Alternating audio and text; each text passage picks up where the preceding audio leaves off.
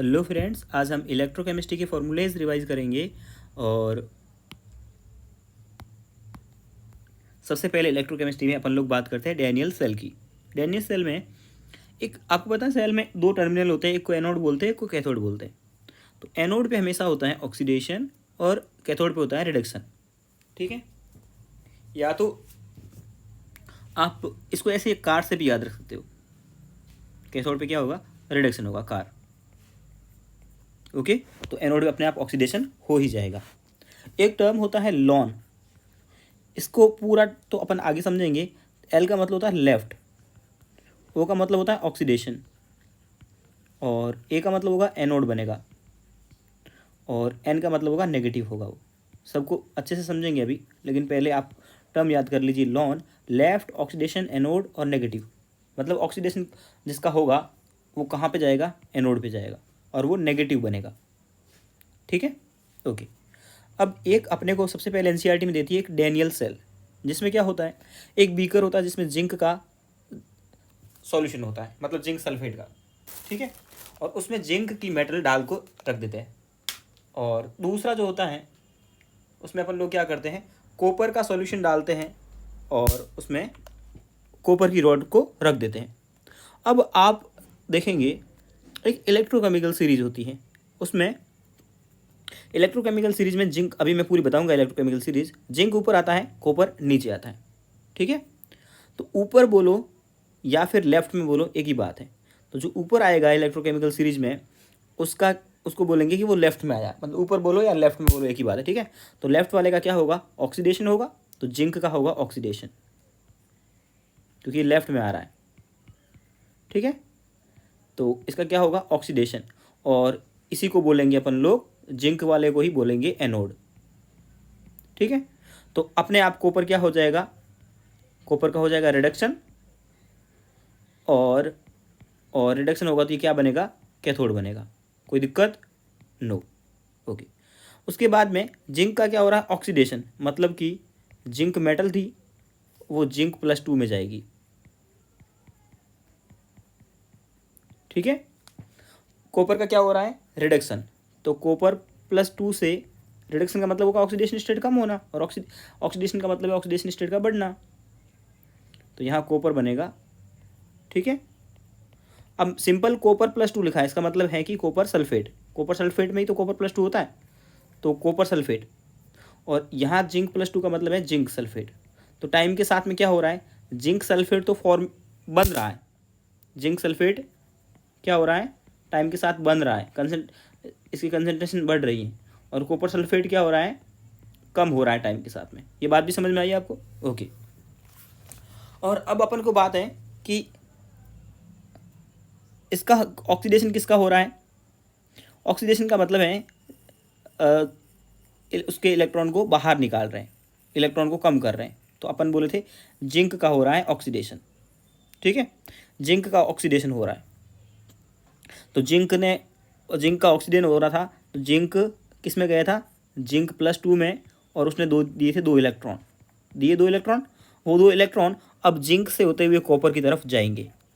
ये सब outer circuit की बात कर रहे हैं। ठीक है, तो आउटर सर्किट में कहाँ जाएंगे, जिंक से कॉपर की तरफ जाएंगे। तो इलेक्ट्रॉन जिंक से कॉपर जा रहे हैं, तो करंट किस साइड जाएगी, करंट इलेक्ट्रॉन की उल्टी जाएगी। तो इलेक्ट्रॉन का मूवमेंट किस साइड होगा, इलेक्ट्रॉन जाएगा जिंक टू कॉपर की तरफ। तो करंट किस साइड जाएगी, कॉपर टू जिंक जाएगी। ये सब किस सर्किट की बात कर रहे हैं, आउटर सर्किट की बात कर रहे हैं, जब आपको कुछ भी नहीं दिया हो, सिंपल यही पूछे गैल्वेनिक सेल के बारे में। ठीक है, बाकी डिफरेंट कंडीशन अलग अलग होती है, ऐसा नहीं हमेशा करंट इधर से इधर फ्लो होगी, वो कंडीशन अलग होती है जब अपन बाहर से एक्सटर्नल वोल्टेज अप्लाई करते हैं। ठीक है, पहले इतना समझ में आ गया आपको कि टाइम के साथ में जिंक सल्फेट की कंसनट्रेशन इंक्रीज होगी, कॉपर सल्फेट की कंसनट्रेशन डिक्रीज होगी, और आउटर या एक्सटर्नल सर्किट में जिंक से कॉपर की तरफ इलेक्ट्रॉन जाएगा, और करंट बहेगी कॉपर से जिंक की तरफ। इनर सर्किट का पूछेगा, तो इनर सर्किट में इसको बैलेंस करने के लिए साल्ट ब्रिज में से इसका उल्टा होता है। तो आउटर सर्किट पे तो ये हुआ, बट इनर सर्किट में क्या हो जाएगा, आउटर का उल्टा, मतलब कि इलेक्ट्रॉन किस साइड से किस साइड बहेंगे, कॉपर से जिंक, और करंट जिंक से कॉपर। आउटर का उल्टा करना है इनर, अगर अपने को इनर सर्किट का क्वेश्चन दे तो हैंडबुक वगैरह मॉड्यूल वगैरह में क्वेश्चन होते हैं इनके, ठीक है। ओके, अब अपन 3 कंडीशन दे रखी है एनसीईआरटी ने, वही पढ़ते हैं। इसका कुछ न, इस सेल का, ये जो सेल बना है इसका कुछ ना कुछ ईएमएफ प्रोड्यूस होगा, और वो ईएमएफ होता है इस सेल का 1.1। कितना होता है, डैनियल सेल का 1.1 होता है। मान लो अपन अब इसको बाहर बैटरी से, दूसरी एक्सटर्नल बैटरी से जोड़ रहे हैं, और उस बैटरी की वैल्यू ई से कम है, 1.1 से कम है अगर उसकी वैल्यू, यही इंपॉर्टेंट है, 1.1 से इसकी वैल्यू कम है। अगर 1.1 से कम है तो वही कंडीशन, उस कंडीशन में क्या होगा, इलेक्ट्रॉन कहाँ से कहाँ जाएगा, zinc rod to copper rod, मतलब जो अपन ने पहले पढ़ा था ना वही होगा। मतलब कि मैं यहाँ लिख देता हूँ फर्स्ट कंडीशन, फर्स्ट कंडीशन या फिर नॉर्मल कंडीशन, यही इसकी नॉर्मल कंडीशन होती है। वो जब इलेक्ट्रॉन जिंक से किस साइड फ्लो होते हैं, इलेक्ट्रॉन फ्लो होते हैं जिंक से कॉपर की तरफ, और करंट उसकी उल्टी चलती है। ओके, चलो अब अपन ने क्या कर दिया, तीसरा केस लेते हैं पहले सीधा। अब की बार अपन ने कर दिया एक्सटर्नल वोल्टेज को 1.1 से ज़्यादा, तो अपन ने जो पढ़ा था ना नॉर्मल वाला, ये नॉर्मल कंडीशन, उसका उल्टा हो जाएगा, उसका उल्टा हो जाएगा, नॉर्मल का उल्टा।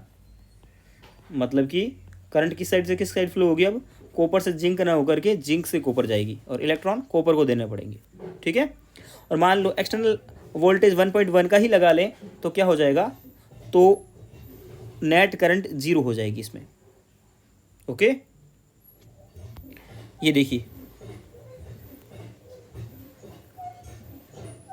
इनको भी देखकर, इन डायग्राम को देखकर भी आपको क्वेश्चन पूछ सकते हैं, तो आपको तीनों कंडीशन मन में रहनी चाहिए। उसके बाद में इलेक्ट्रोकेमिकल सीरीज में आते हैं। इलेक्ट्रोकेमिकल सीरीज क्या होती है, जितने भी ये मेटल्स होते हैं या नॉन मेटल्स होते हैं, उनको एक उसके एसआरपी वैल्यू या एसओपी वैल्यू के इंक्रीजिंग या डिक्रीजिंग ऑर्डर में लिख देना ही इलेक्ट्रोकेमिकल सीरीज होती है।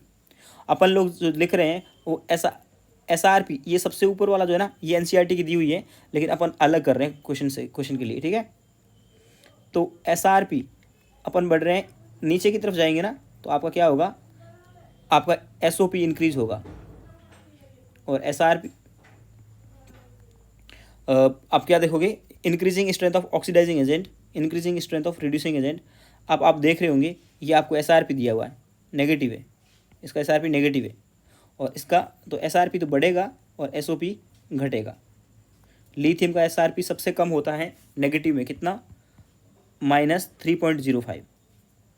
एसआरपी कितना है इसका, -3.05।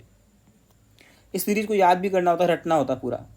मैंने तो ऐसे रटा था, ले के बल्ला काना मजे से, आला मन जो करे फेंक दो, फेंक दो, ठीक है।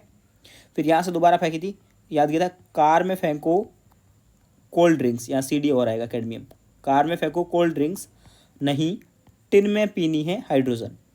और इन सबको बोलते हैं मिला करके छापा एलिमेंट, CaHPA, ठीक है, छापा या छापू एलिमेंट। छापू से ये हो जाएगा कि लास्ट में आप इसमें AG और AU कन्फ्यूज नहीं होंगे, तो छापू याद कर लीजिए, ठीक है। तो लास्ट वाले क्या हो जाएंगे, छापू एलिमेंट्स, ठीक है। डी ब्लॉक में क्वेश्चन भी दिया होता है कि किसका एसआरपी पॉजिटिव होता है, तो उसका आंसर जाता है कॉपर। एक बार नीट में क्वेश्चन भी पूछा हुआ है, ठीक है। अब इसमें क्या होता है, जो टॉप पे रहता है ना वो बेस्ट रिड्यूसिंग एजेंट होता है, बेस्ट रिड्यूसिंग एजेंट। अब ये ऊपर वाला बेस्ट है, तो नीचे जाओगे, डाउन द ग्रुप जा रहे हो, तो डाउन द ग्रुप जाएंगे अपन, इसमें से सारी स्टडी डाउन द ग्रुप की ही कर रहे हैं, ठीक है। तो डाउन द ग्रुप जाओगे तो रिड्यूसिंग टेंडेंसी क्या होगी,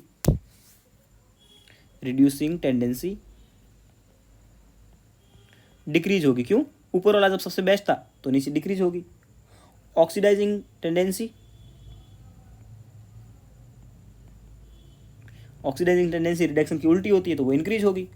तो लिथियम बेस्ट रिड्यूसिंग एजेंट है, क्यों, क्योंकि उसका एसआरपी वैल्यू जो है ना वो मोर इलेक्ट्रोनेगेटिव है, मतलब सबसे ज़्यादा नेगेटिव उसी का, तो वो बेस्ट रिड्यूसिंग एजेंट है, ठीक है।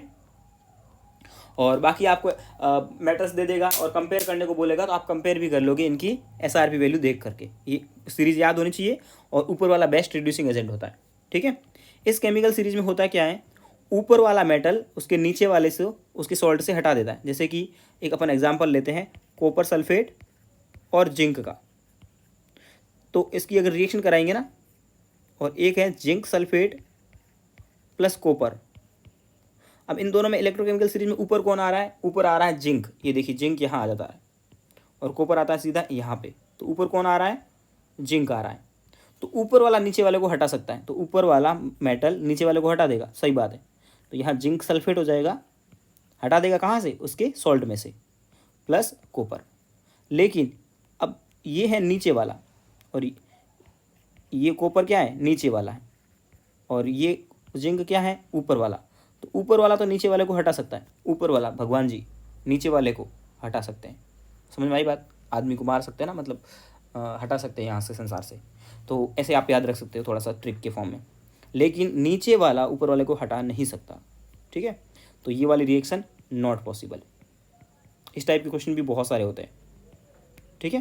क्वेश्चन जब करेंगे तो बहुत सारी चीज़ें समझ में भी आती है अपने को, लेकिन कम से कम ये मेन जो पॉइंट्स होते हैं जिन पे क्वेश्चन बेस्ड होते हैं वो तो समझ में आने ही आने चाहिए, ठीक है। तो ये SRP की टेबल हो गई, ये सब हो गई।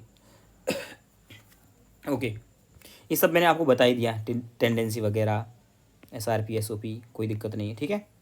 SRP मैक्सिमम किसकी होती है, मिनिमम किसकी होती है, बता दिया आपको। और मैक्सिमम SOP बोला, ठीक है। तो SRP क्या बोलेंगे, मिनिमम, ठीक है। और इसके लिए क्या बोलेंगे, मिनिमम SOP, क्योंकि SRP और SOP एक दूसरे के उल्टे होते हैं, ठीक है। स्टैंडर्ड रिडक्शन पोटेंशियल और स्टैंडर्ड ऑक्सीडाइजिंग पोटेंशियल, ठीक है। चलिए, उसके बाद में अपने पास में आती है नर्स्ट इक्वेशन। नर्स्ट इक्वेशन जो होती है वो सिंपली होती है E = E0 minus RT/NF log of Q। Q क्या होता है, ऊपर प्रोडक्ट की कंसेंट्रेशन और नीचे रिएक्टेंट की कंसेंट्रेशन, जो इलेक्ट्रोकेमिस्ट्री से अपन लोग पढ़ते हैं। या फिर जैसे कि एक यहाँ पे याद रखना, इलेक्ट्रोकेमिकल सीरीज में ECS में जो ऊपर आएगा उसको ऊपर रखेंगे, ऊपर आया है, और ये इलेक्ट्रोकेमिकल सीरीज में नीचे आया था। अगर आपको कभी कुछ समझ में नहीं आए किसको ऊपर रखे किसको नीचे रखो, तो इलेक्ट्रोकेमिकल सीरीज याद कर रखी ना, जिंक और कॉपर में ऊपर कौन आता है, जिंक आता है। जो ऊपर आता है उसको ऊपर रख दो, जो नीचे आता है उसको नीचे रख दो। पहली बात तो ये। दूसरी बात, प्रोडक्ट को ऊपर रखना होता है, रिएक्टेंट को नीचे रखना है। अगर रिएक्शन से आपको पता लग रहा है, जैसे कि ये एक NCERT का ही क्वेश्चन है, तो Ag है और मैग्नीशियम है, तो आप बताओ मुझे कि इसमें प्रोडक्ट कौन है, मैग्नीशियम है, तो मैग्नीशियम को ऊपर रखोगे। Ag क्या है, रिएक्टेंट है, तो रिएक्टेंट को नीचे रखोगे, और इसके आगे जो भी है वो इसके पावर में जाएगा। ये तो अपन के लिखने की बात करते हैं, वैसे होता है।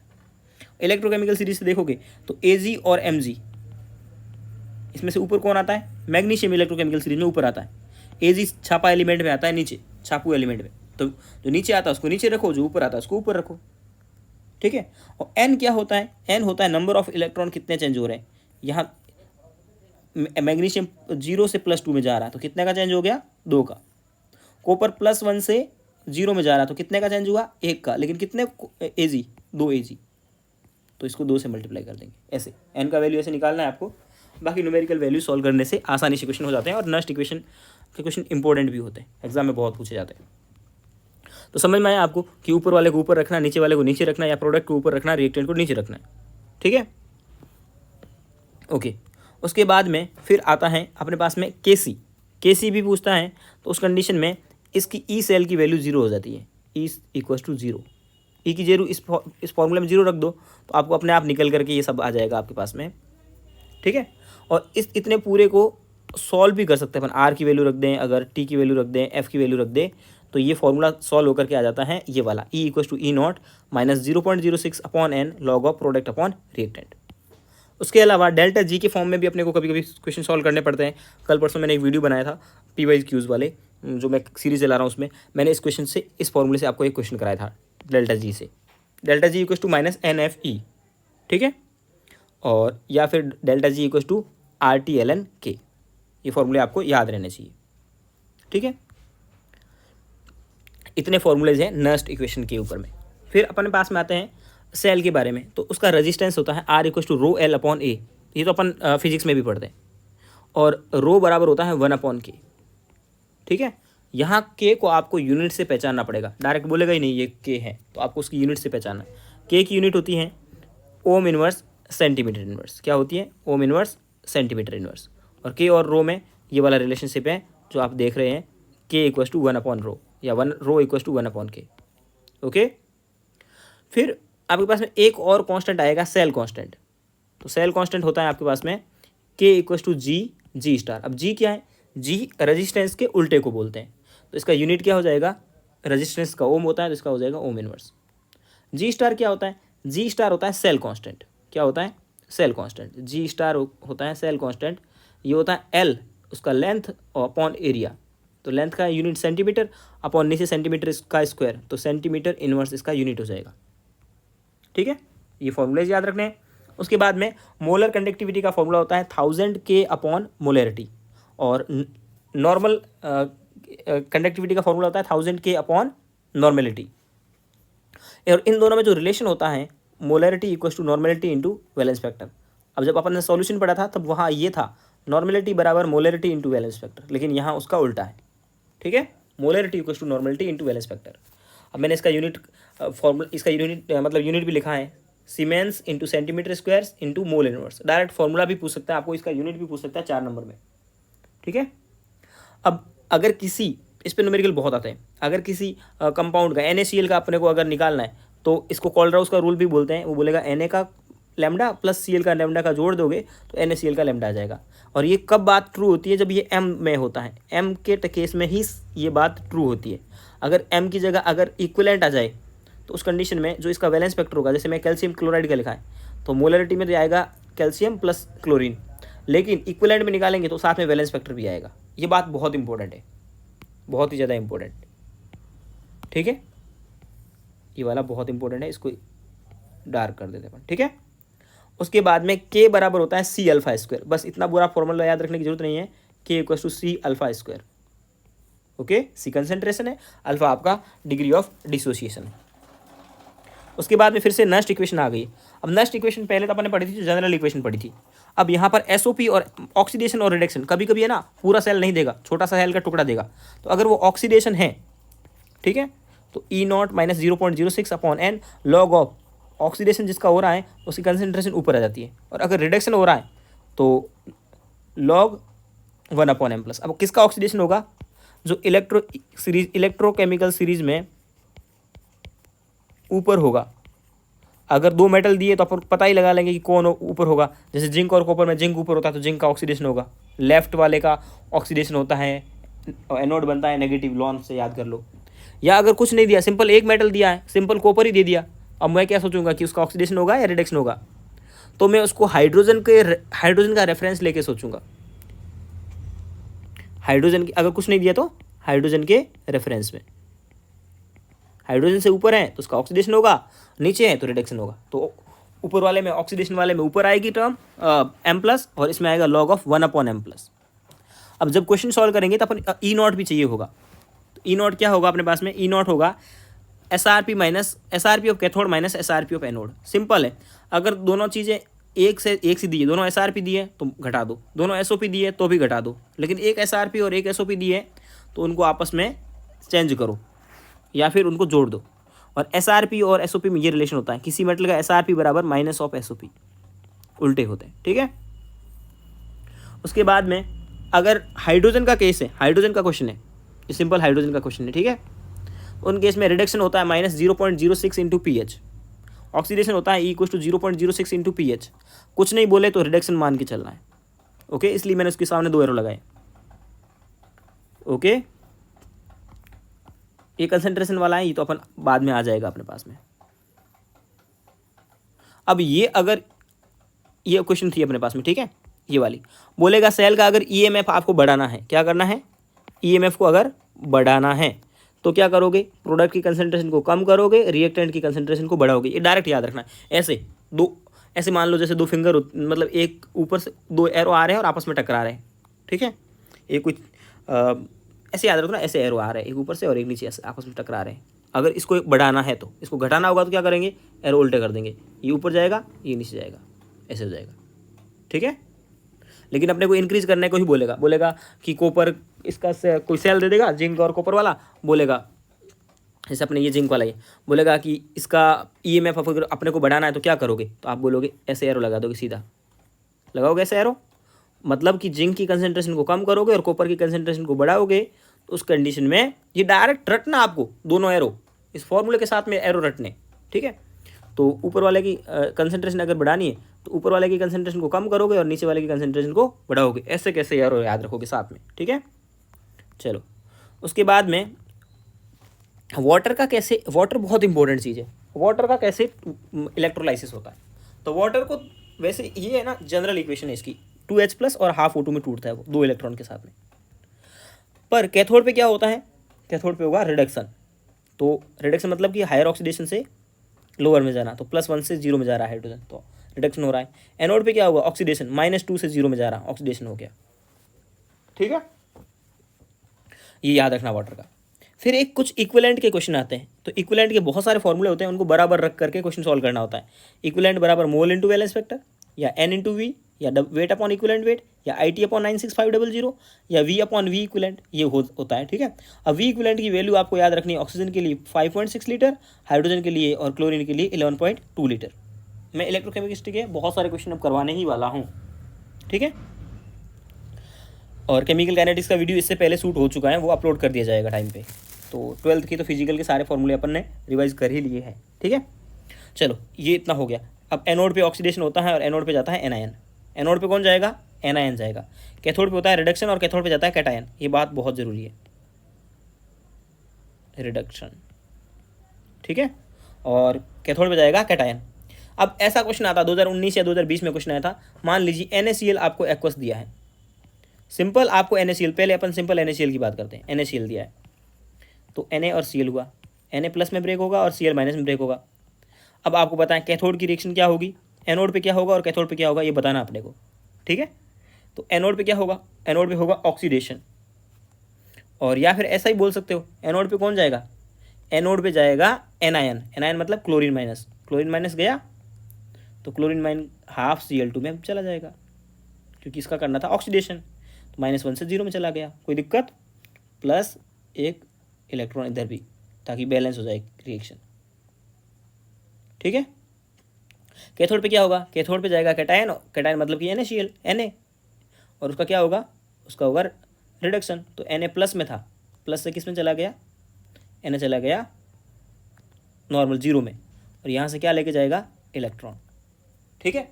तो आपको क्या मिला, क्वेश्चन पूछेगा कि एनोड पे क्या प्रोडक्ट मिला, Cl2, कैथोड पे क्या मिला, सोडियम मेटल मिल गई, ये होता है। लेकिन अपने को बहुत बार क्वेश्चन में एक्वस पीछे लिख के देगा, ठीक है, एक्वस लिख के देगा। जब भी एक्वस लिख के देगा तो अपने पास एक ट्रिक है, एनोड की बात होगी, मतलब कि एनायन की बात होगी, तो अपन देखेंगे अगर हेलोजन है तो वो पानी से पहले आया, मैंने पानी को बीच में लिखा है, हेलोजन को पानी से पहले लिखा है, मतलब अगर हेलोजन और पानी होगा तो हेलोजन पहले निकल जाएगा, बाकी कोई भी होगा तो उनसे पहले पानी चला जाएगा, ठीक है। और अगर है ना कैथोड पे बात करें तो कैथोड पे कौन जाता है, कैटायन।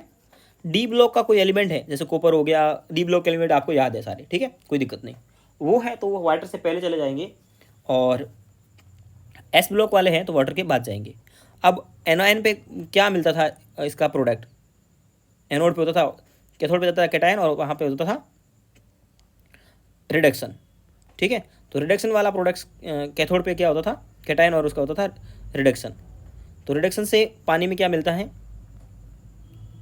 हाइड्रोजन गैस मिलेगी, और एनोड पे होता है ऑक्सीडेशन, और उससे कौन सी गैस मिल रही है, O2। तो याद रखना पानी क्या चीज़ देगा, H2 और O2। H2 कहाँ देगा, H2 देगा कैथोड पे, ठीक है, और एनोड पे देगा, कैथोड पे देगा आपका H2, और एनोड पे देगा O2।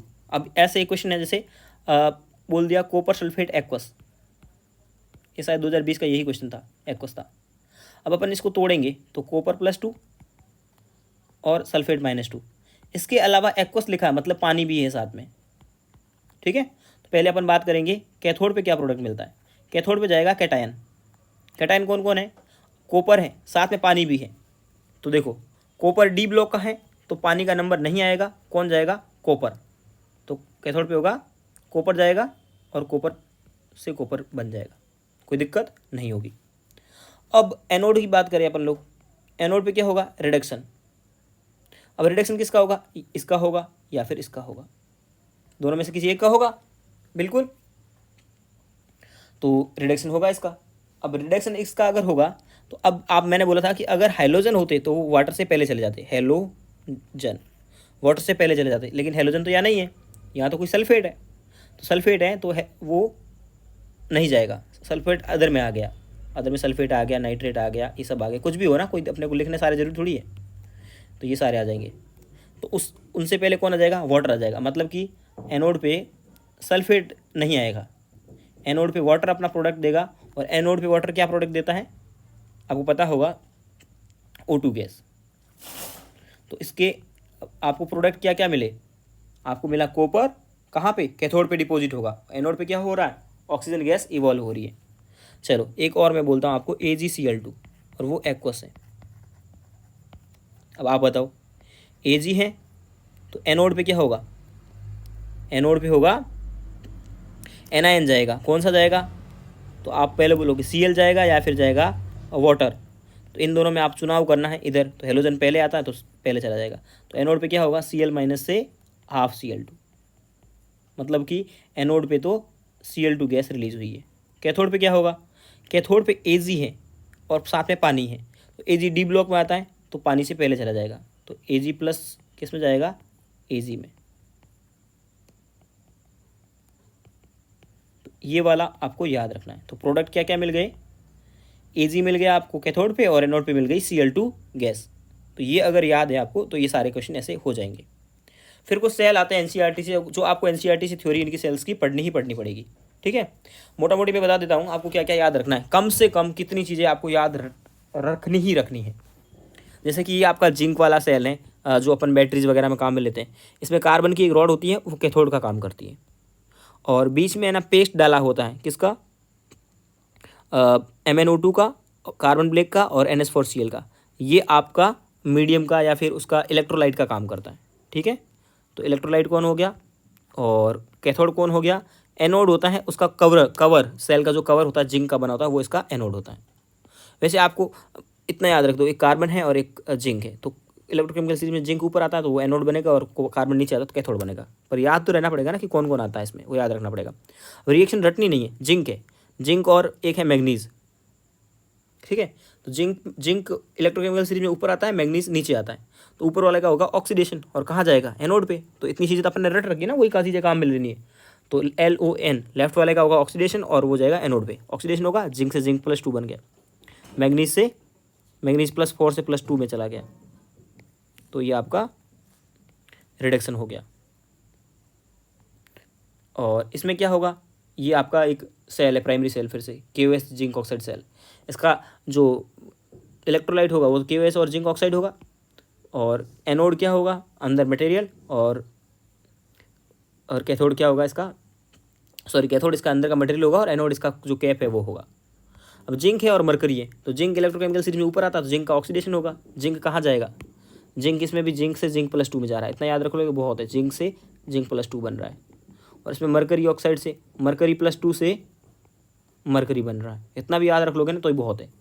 एनोड पे ऑक्सीडेशन होता है, बस ये रिएक्शन आपको रट गई। अब क्यों, कैसे रटी? एनोड पे ऑक्सीडेशन करना है और रिडक्शन कैथोड पे रिडक्शन करना है, तो जिंक से जिंक +2 ले जाओ और यहाँ Hg+2 से Hg ले जाओ, सिंपल।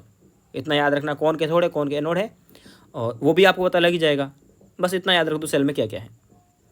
उसके बाद में सेकेंडरी बैटरी आती है। ये दोनों प्राइमरी थे, प्राइमरी मतलब कि उसको बार बार यूज़ नहीं ले सकते, सेकेंडरी को बार बार यूज़ ले सकते हैं। पहला अपने घरों में जो बैटरीज होती हैं जो पावर कट वाली, वो अपने लेड स्टोरेज बैटरी होती है और वो सेकेंडरी में आती है। इसमें 38% H2SO4 का स्ट्रेंथ वाला सॉल्यूशन होता है, ये NCERT का डाटा है, ठीक है। इसमें लेड होता है, लेड ऑक्साइड होता है, ठीक है। एनोड का काम कौन करेगा? लेड। तो एनोड पे क्या होगा? ऑक्सीडेशन, लेड जाएगा लेड+2 में गया, Pb से Pb+2। और कैथोड पे होगा रिडक्शन, Pb+2 से Pb में लेड में जाएगा, ठीक है, +4 से +2 में जाएगा। पर एक बात याद रखना, यहाँ कैथोड पे भी लेड सल्फेट बनता है और एनोड पे भी लेड सल्फेट बनता है। क्वेश्चन आता है लेड सल्फेट कहाँ बनेगा, तो आप बोलोगे कैथोड पे भी बनेगा, एनोड पे भी बनेगा। ठीक है, ओके। उसके बाद में ये एक सेकेंडरी सेल और है, निकल कैडमियम सेल, जिसमें कैडमियम का तो होगा ऑक्सीडेशन और निकल। अब ऊपर कौन आ रहा है वो आपको पता ही रखना है। नहीं, टिन में पीनी है हाइड्रोजन। कार में फेंको कोल्ड ड्रिंक्स, तो कोल्ड ड्रिंक्स ऊपर आई थी, फिर निकल नीचे आया था, तो ऊपर वाले का होगा ऑक्सीडेशन, कैडमियम का ऑक्सीडेशन और निकल का होगा रिडक्शन, जो पता था उसी से। उसके बाद कोरोजन है, जिसकी आप बस यही याद रखते हैं कोरोजन का फॉर्मूला, और ये कोरोजन सेल की तरह बिहेव करता है, जिसमें ऑक्सीडेशन किसका होगा, आयरन का, रिडक्शन किसका होगा, O2 का, बस, और वाटर बनेगा। फिर एक होता है फ्यूल सेल। फ्यूल सेल में भी कैसे ऑक्सीडेशन किसका होगा, बस वही वाटर वाली रिएक्शन अभी देखे थे, वही O2 का होगा, किसका ऑक्सीडेशन होगा और किसका रिडक्शन होगा, बस इतना याद रख लो। ओवरऑल रिएक्शन इसमें होगी, और इसमें जो पानी फ्री होगा वाटर, उसको अपन लोग यूज़ करते हैं, और इसकी इफिशियंसी होती है 70%। कितनी, 70%। उसके अलावा लास्ट एक यूनिट रह गई थी कंसेंट्रेशन सेल। बस नेक्स्ट इक्वेशन में अगर कभी आपको प्रेशर और कंसेंट्रेशन दे दे तो इक्वेशन ये वाली अप्लाई करना, और उसके लिए अगर C2 बड़ा होना चाहिए और P1 छोटा होना चाहिए, सॉरी C2 और P1 बड़े होने चाहिए। ठीक है, तो देखो C2 भी क्या है, एक लड़के का नाम है, जैसे चिंटू। अब चिन1 कोई नाम नहीं होता है, तो चिंटू हो गया।